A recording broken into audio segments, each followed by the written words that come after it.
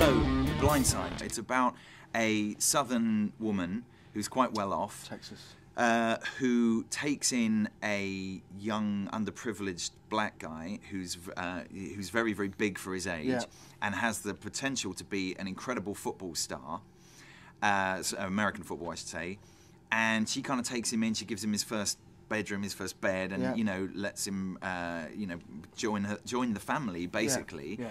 And adopts him. Adopts him. Yeah, absolutely, legally adopts him. Yeah, and through that, she learns to, you know, love a little more, and you know, she was never the same again after that summer, or what was? I think that she loved right from the beginning, to be quite honest. Right. I think she. Is that what she had so much love to give that she wanted to bring someone else into? Well, she just lived up to. He's just signed with the NFL, right? So he's out of college now, and he's now a professional he's football a big star player. now. Yeah, he's a big star. Michael Uwe, yeah. Yeah, Michael Orr. They live by Christian values, and all she does is demonstrate that. Yeah. You know, people say they live by Christian values, like her friends that she has lunch with. Yeah. But she actually does. I really, really like this film. It's a TV movie. It's the kind of thing you see on Channel 5 on a weekday afternoon.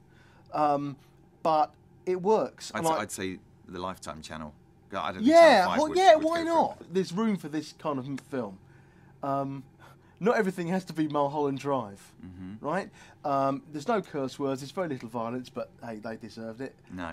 See, okay, can I just say, that is my problem with The Blind Side. What? Okay. Do you remember in The Young Ones, when Vivian was talking about the good life, and he said the reason he hated it was, everybody's so bloody nice! Yeah. Right? Even the drug dealers, even the crack hoe mum is nice in this. I was surprised that even the father who'd suicided didn't come back from the dead to apologise for being such a deadbeat, right? The dad is like, no problem, come and join the family.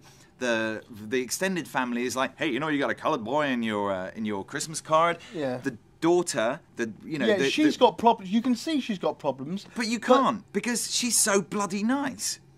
She's got no problem with this big, black kid. There's no issues of how she was treated at school because, hey, you've got that. So what's going on? The little kid is, he's like joy and sunshine. The mother is completely inscrutable. It's a true story, David. That's how it happened. Yes, I know, but that's no excuse to make it into a movie.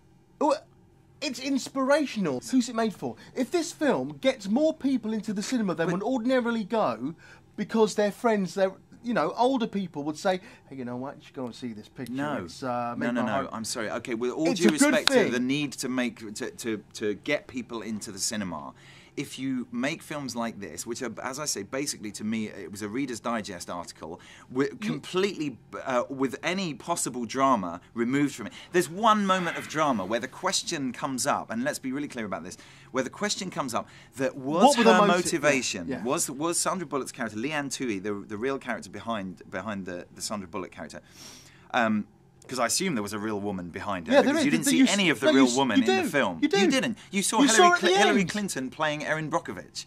That's what you saw. This is an Oscar-winning performance, according to the Oscar voters.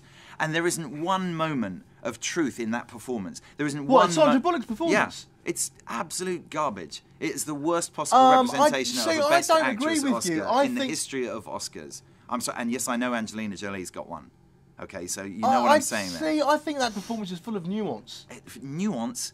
It's like mannequins Just have because nuance. she doesn't do all the big fireworks and everything. There's nothing there. You don't have to. There's nothing there. There's no there. As I say, it's like watching Hillary Clinton. It was like and I know she's supposed, which is ironic because Hillary Clinton's a Democrat, and this woman is supposed to be, about as conservative as they come. She's a right-wing Christian conservative, a paid-up member of the NRA. I'm naturally inclined to loathe this woman. So is Sandra Bullock, by the way. She said it was very hard to play a dyed-in-the-wool conservative. Why did she win the Academy Award? And why was this film so successful in the America?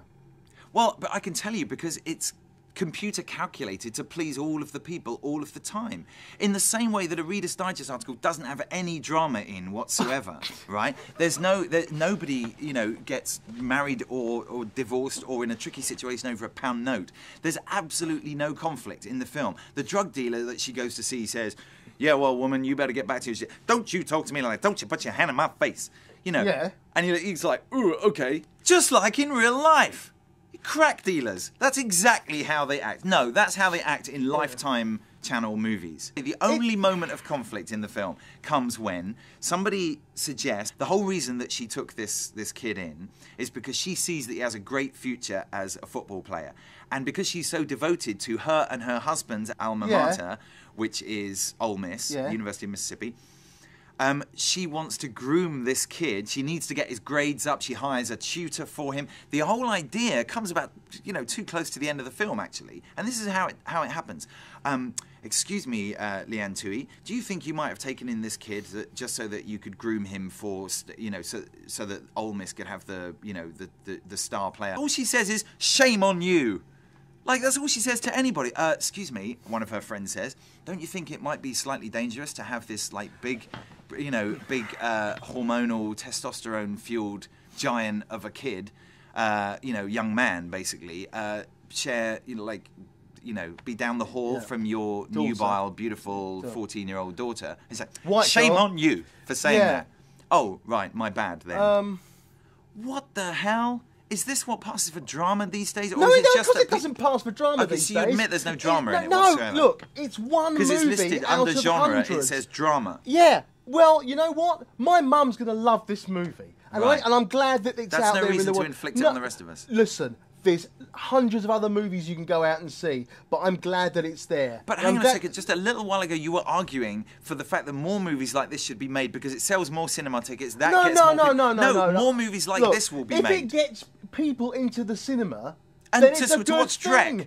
It's And not to think for that us. is the caliber of an Oscar-winning performance. Sandra Bullock seemed to play it as though there were no, she couldn't possibly, except for a slight brassiness to her accent, and the ability to kind of stand up to anyone. Yeah. But is that what America is voting for? In which case, how an the acceptable fuck isn't face of Sarah it. Palin president Oh, right now? God! If this Who is was this what we film want, made for? Who was it made for? What, Sarah Palin fan? You've just explained. Yes, exactly. But you liked it. How can you live with yourself? Because they made it acceptable for me. Acceptable for They you? put What? Because, sugar on the okay. pill. A whole movie where a woman lives by Christian values is not entirely bad. And it's not because I'm some sort of evangelist. Right. But it just shows that it can be done. For me, it's the bland side. And you don't even want to know How many funny shaped footballs do you give it? One. Oh.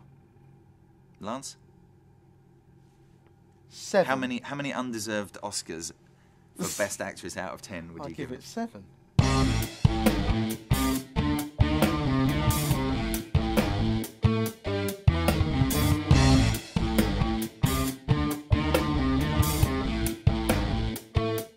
Cut a lot of him out.